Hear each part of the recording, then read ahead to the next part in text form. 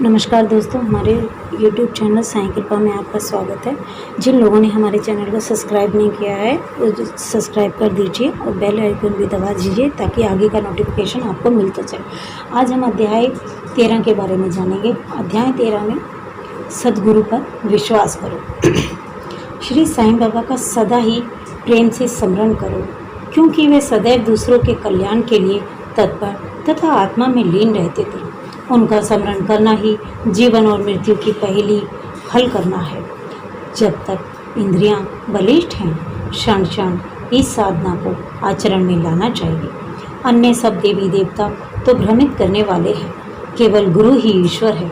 हमें उनके पवित्र चरण कमलों में श्रद्धा रखनी चाहिए। वे तो हर इंसान के भाग्य विधाता और प्रेम में प्रभु हैं। जो असत्य भाव से उनकी सेवा करेंगे वे भवसागर में निश्चय ही मुक्त हो जाएंगे। न्याय तथा दर्शन शास्त्र पढ़ने की भी कोई आवश्यकता नहीं है।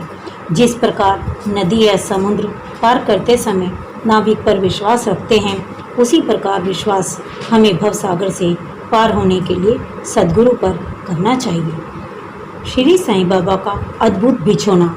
साईं बाबा का बिछोना कैसे अद्भुत था, इसके बारे में जानते हैं। श्री नाना साहेब डिंगले 4 हाथ लंबा और हथेली भर चौड़ा लकड़ी का एक तख्ता श्री साईं बाबा के शयन के लिए लाए। बाबा ने पुरानी चिंदियों से मस्जिद की बल्ली से उसे झूले के समान बांध कर उस पर शयन करना प्रारंभ कर दिया। चिंदियों के बिल्कुल पतली और कमज़ोर होने के कारण लोगों को उसका झूला बनाना एक पहेली सा बन गया। चिंदियों तो केवल तख्ते का भी भार नहीं कर सकती थी, फिर भी वे बाबा के शरीर का भार किस प्रकार सहन कर सकेंगे। परंतु यह तो बाबा की एक लीला भी थी, जो फटी चिंदियों, तख्ते तथा बाबा का भार संभाल रही थी। बाबा को तख्ते पर बैठे या शयन करते देख सब आश्चर्यचकित थे कि बाबा किस प्रकार तख्ते पर चढ़ते होंगे और किस प्रकार नीचे उतरते होंगे। परंतु यह समझने में कोई भी सफल ना हो सका और इस रहस्य को जानने के लिए भीड़ उत्तरोत्तर बढ़ने लगी। इसलिए बाबा ने एक दिन तख्ता उतारकर तोड़कर फेंक दिया। यद्यपि बाबा को अष्ट सिद्धियां प्राप्त थी, परंतु उन्होंने कभी भी उनका प्रयोग नहीं किया और न ही उनकी ऐसी कभी इच्छा हुई। आगे चलते हैं। सगुण ब्रह्म अवतार श्री साईं बाबा। देखने में श्री साईं बाबा 3.5 हाथ लंबे और एक सामान्य पुरुष थे, फिर भी प्रत्येक के हृदय में वे विराजमान थे। वे निरासक और स्थिर थे, परंतु जन कल्याण के लिए सदैव चिंतित रहते थे।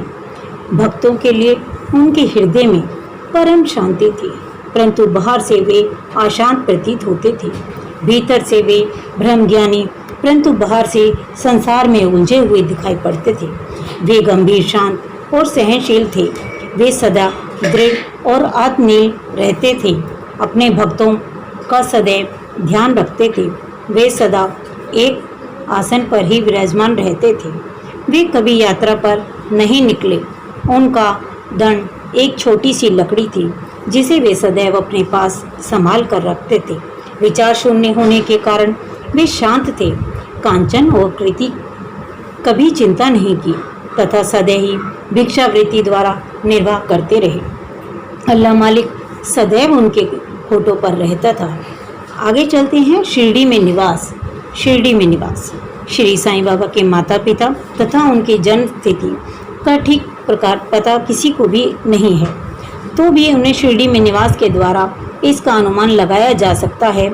जब पहले पहल बाबा शिरडी आए थे, उस समय उनकी आयु 16 वर्ष की थी। वे शिरडी में 3 वर्ष रहने के बाद फिर कुछ समय के लिए अंतर्धान हो गए। कुछ साल के उपरांत वे औरंगाबाद के निकट निजाम स्टेट में प्रकट हुए और चांद पाटिल के साले के लड़के की बारात के साथ पुनः शिरडी पधारे। उस समय उनकी आयु 20 वर्ष की थी। उन्होंने लगातार 60 वर्षों तक शिरडी में निवास किया। सन 1918 में महासमाधि ली। इन तथ्यों के आधार पर कहा जा सकता है कि उनकी जन्म स्थिति सन 1938 के लगभग थी। आगे चलते हैं। साईं अवतार का ध्येय व उपदेश। 17वीं शताब्दी 1608 और 1681 में संत रामदास प्रकट हुए और उन्होंने भक्त यवनों से गायों और ब्राह्मणों की रक्षा के लिए की। परंतु 2 शताब्दियों के बाद हिंदू और मुसलमानों में वैमन्य बढ़ गया और इसे दूर करने के लिए ही साईं बाबा प्रकट हुए। उनका सभी के लिए यही उपदेश था कि राम जो हिंदुओं का भगवान है और रहीम जो मुसलमानों का खुदा है एक ही है और उसमें ज़रा भी संदेह नहीं है। फिर तुम उनके अनुयायी क्यों परस्पर झगड़ते हो?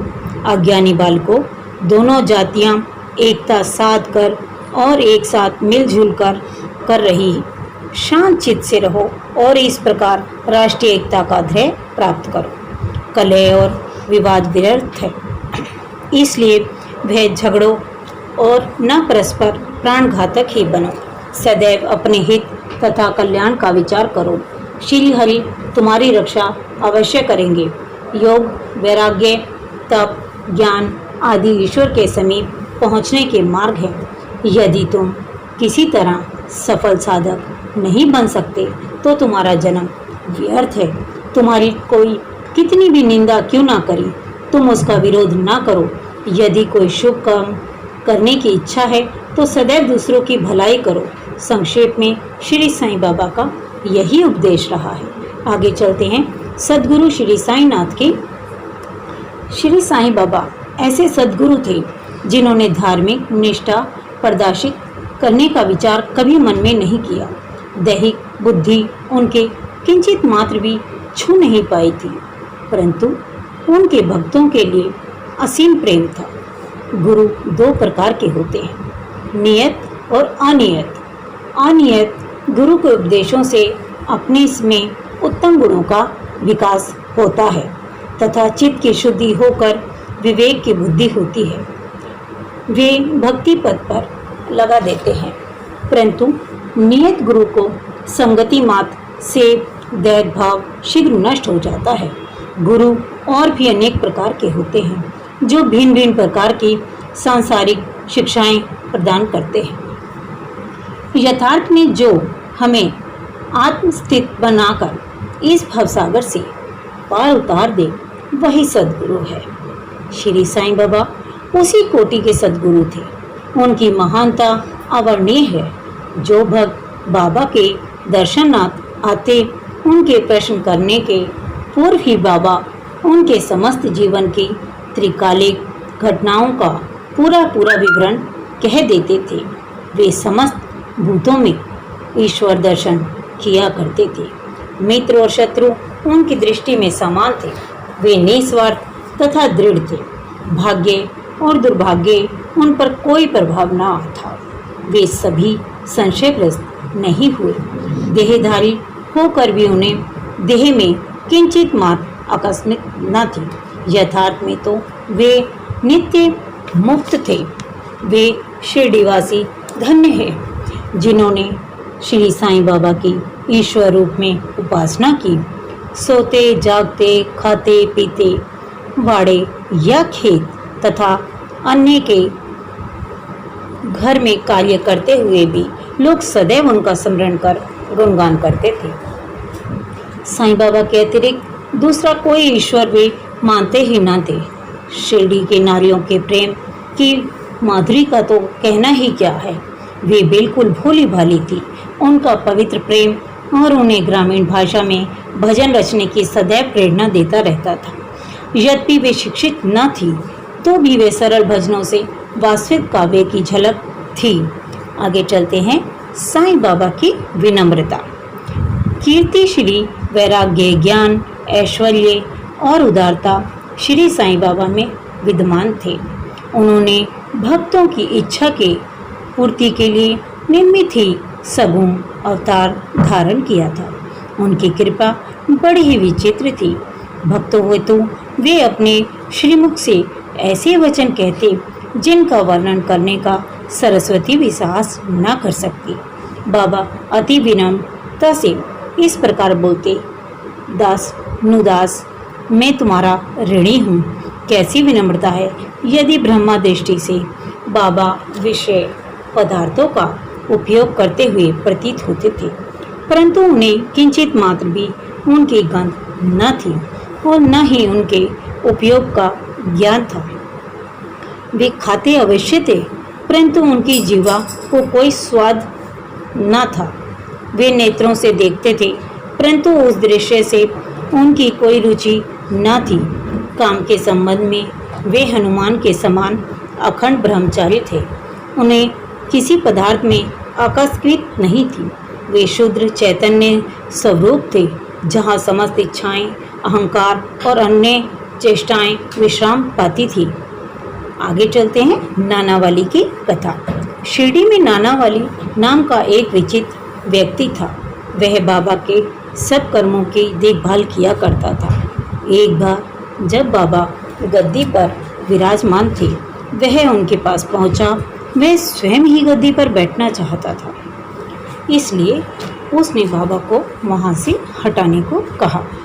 बाबा ने तुरंत गद्दी छोड़ दी और तब नानावली वहां विराजमान हो गया। थोड़ी देर वहां बैठकर वह उठा और बाबा को अपना स्थान ग्रहण करने को कहा। बाबा पुनः अपने आसन पर बैठ गए। यह देखकर नानावली उनके चरणों पर गिर पड़ा। इस प्रकार अनायास ही आज्ञा दिए जाने और वहां से उठाए जाने के कारण बाबा में किंचित मात्र भी अप्रसन्नता की झलक न थी। नानावली श्री साईं को काका कहा करता था। बाबा के सदैव पर्दा करने पर भी वह बीमार हो गया और 13वें दिन बाबा की सेवा का भाव रखते हुए वह गुजर गया। ओम साईनाथाय नमः।